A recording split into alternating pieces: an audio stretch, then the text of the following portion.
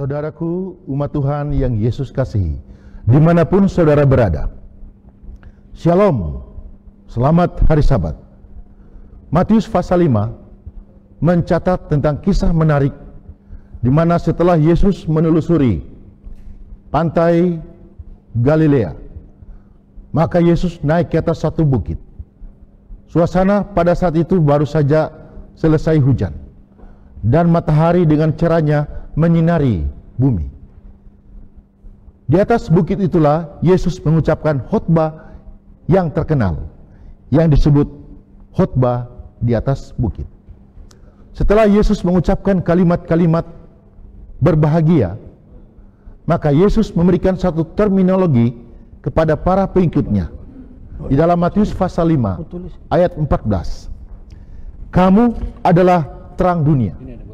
Kota yang terletak di atas gunung tidak mungkin tersembunyi. So di situ.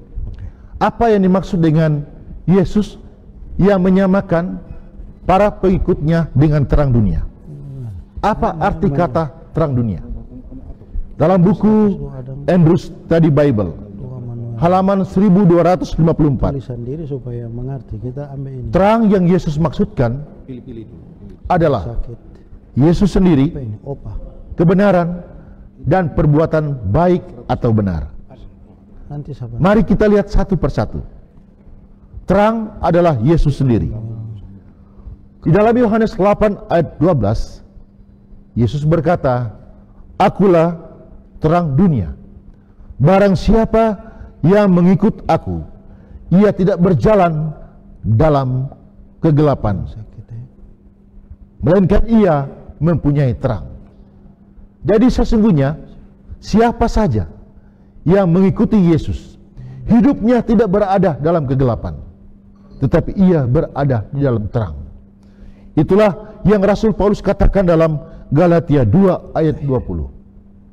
Namun aku hidup, tetapi bukan lagi aku sendiri yang hidup, melainkan Kristus yang hidup di dalam aku. Jadi terang adalah Yesus sendiri.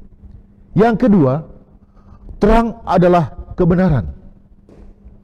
Yesus berkata dalam Yohanes 14 ayat 6, akulah jalan, kebenaran dan hidup. Tidak ada seorang pun yang datang kepada Bapa kalau tidak melalui aku. Jadi terang ini berbicara tentang kebenaran, kebenaran Yesus yang dihidupkan oleh para pengikutnya. Yang ketiga, terang adalah perbuatan yang baik dan benar. Matius 5 ayat 16, Yesus melanjutkan dalam khotbahnya, demikianlah hendaknya terangmu bercahaya di depan orang, supaya mereka melihat perbuatanmu yang baik dan memuliakan Bapamu yang di sorga. Saudara melihat ayat ini mengatakan bahwa supaya orang melihat, tidak hanya mendengar, tetapi melihat. Artinya perbuatan yang benar itu dihidupkan oleh para pengikut Yesus, sehingga orang lain dapat melihatnya. Menjadi pertanyaan adalah, perbuatan baik apa yang Yesus maksudkan? Sebelumnya Yesus telah menguraikan dalam ucapan bahagia. Di sana dicatat dalam ayat yang kelima, berbahagialah orang yang lemah lembut, karena mereka akan memiliki bumi. Ayatnya yang keenam, berbahagialah orang yang lapar dan haus akan kebenaran, karena mereka akan dipuaskan. Ayat yang ketujuh, berbahagialah orang yang murah hatinya, karena mereka akan beroleh kemurahan. Lalu ayat 9, berbahagialah mereka yang membawa damai, karena mereka akan disebut anak-anak Allah. Jadi umat-umat Allah harus menghidupkan perbuatan yang benar, ialah murah hati, lemah lembut, dan membawa damai. Di akhir pelayanan saya di kota Merauke, saya melayani 5 tahun di sana, dan minggu-minggu terakhir sebelum saya pindah ke Jayapura, ada suatu keluarga datang menemui saya. Suami istri, mereka berprofesi guru, dan mereka meminta untuk saya membaptis mereka. Saya terkejut. Saya bertanya kepada mereka, ada belajar Alkitab sebelumnya dari mana? Mereka katakan tidak. Ada mengikuti kegiatan KKR atau suara nubuatan? Mereka katakan tidak. Lalu saya bertanya, mengapa meminta saya membaptis? Lalu mereka katakan, kami dulu bertetangga dengan orang Advent. Mereka sebut nama keluarga itu. Lalu mereka katakan mereka memperhatikan pola hidup, cara hidup, perbuatan yang baik yang keluarga ini hidupkan. Sehingga setelah keluarga ini pindah ke tempat yang lain, meninggalkan mereka, hal perbuatan baik dari keluarga yang telah pindah ini terpatri dalam hati mereka. Mereka membuat satu keputusan untuk mengikuti pola hidup keluarga ini, bahkan mengikuti iman mereka. Oleh karena itu sekarang mereka meminta untuk dibaptiskan. Dan saya membaptiskan mereka setelah kami belajar beberapa hari terakhir sebelum saya pindah ke tempat yang lain. Sudah lihat bagaimana pentingnya peran perbuatan baik benar dari umat-umat Allah. Pertanyaan yang menarik seterusnya adalah, mengapa Yesus menyamakan para pengikutnya dengan terminologi terang? Apakah sifat daripada terang itu? Saudara, ada banyak sifat daripada terang itu, tetapi ada 4 yang saya mau sampaikan. Yang pertama, terang itu bersifat lurus. Kalau saudara mempunyai senter lalu saudara nyalakan senter itu, maka tidak ada cahaya senter yang berkelok-kelok, selalu lurus. Yesus mau agar kehidupan umat Allah tidak mudah diombang-ambingkan oleh badai apapun. Ia selalu lurus dalam menjalani imannya. Yang kedua, terang itu dapat mengusir kegelapan. Terang itu dapat mengusir kegelapan. Di suatu gedung yang gelap, kalau kita masuk dengan cahaya lilin atau ada lampu, kita nyalakan, maka kegelapan itu sirna. Yesus mau juga agar umat-umat Allah menghidupkan terang sehingga dapat mengusir kegelapan dosa. Terang yang ketiga adalah, fungsi daripada terang yang ketiga adalah memiliki daya tarik. Saudara perhatikan, para nelayan kalau mencari ikan di malam hari, kebanyakan mereka menggunakan cahaya lampu. Dan cahaya itu mempunyai daya tarik. Kadangkala serangga-serangga datang mendekat cahaya-cahaya di malam hari, di lampu-lampu yang ada di rumah kita. Kalau kita menghidupkan terang kebenaran Yesus dalam hidup kita, maka kehidupan saudara dan saya akan menjadi daya tarik bagi orang lain. Dan yang terakhir, yang keempat, terang itu tidak mudah tercemar. Kalau ada tumpukan sampah, lalu ada cahaya yang ada di tumpukan sampah, lalu ada bau busuk yang datang menyengat, maka yang bau busuk itu adalah sampah itu sendiri. Sementara cahaya itu tidak berbau busuk, walaupun cahaya ada bersama-sama dengan sampah. Umat-umat Allah yang menghidupkan terang, hidupnya tidak mudah tercemar oleh polusi dosa di mana saja dia berada. Bagaimana umat-umat Allah mampu hidup seperti Yesus dalam menghidupkan terang kebenaran? Efesus 6 ayat 10 mencatat, akhirnya hendaklah kamu kuat di dalam Tuhan, dalam kekuatan kuasa-Nya. Lalu Filipi 4 ayat 13, segala perkara dapat kutanggung di dalam Dia yang memberikan kekuatan kepadaku. Kita manusia yang lemah, kecenderungan untuk tidak mampu menghidupkan terang kebenaran.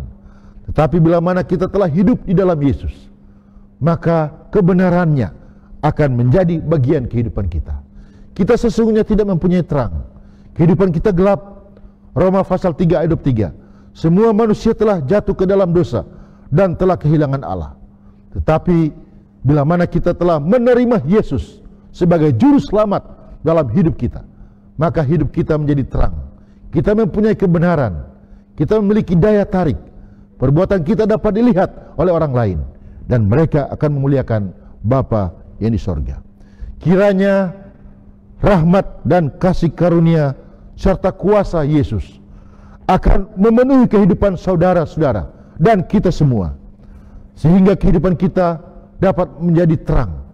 Kita boleh menghidupkan kebenaran dalam hidup kita, dan itu menjadi berkat bagi banyak orang dan boleh membawa kemuliaan bagi nama Tuhan. Kasih karunia Allah melengkapi kita semua. Tuhan Yesus memberkati.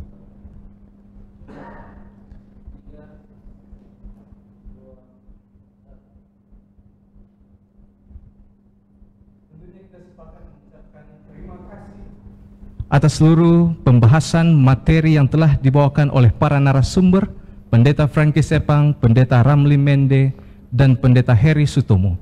Biarlah ini boleh memberikan kekuatan di dalam iman kerohanian kita. Dan untuk menutup seluruh rangkaian acara rumah tangga, sekolah sahabat, dan pelayanan perorangan, saya undang jemaat untuk berdiri dan kita akan nyanyikan lagu tutup yang terdapat dalam lagu Sion edisi lengkap nomor 316, Bawalah yang Hilang.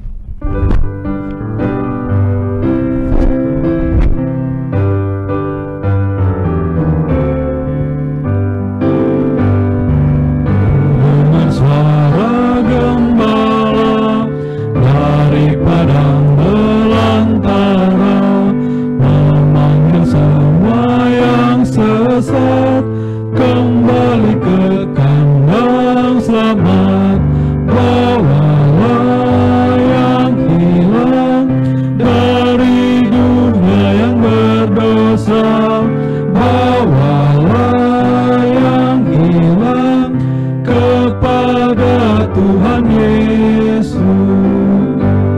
Siapakah hendak menolong, mencari domba yang hilang? Siapakah mau bawa pulang agar terlindung di kandang? Bawalah yang hilang dari dunia yang berdosa, bawalah yang hilang kepada Tuhan Yesus. Dengarlah seruan Tuhan yang ditunjukkan padamu. Pergilah cari dombaku, bawalah pulang ke kandang. Bawalah yang hilang dari dunia yang berdosa, bawalah yang hilang kepada Tuhan Yesus.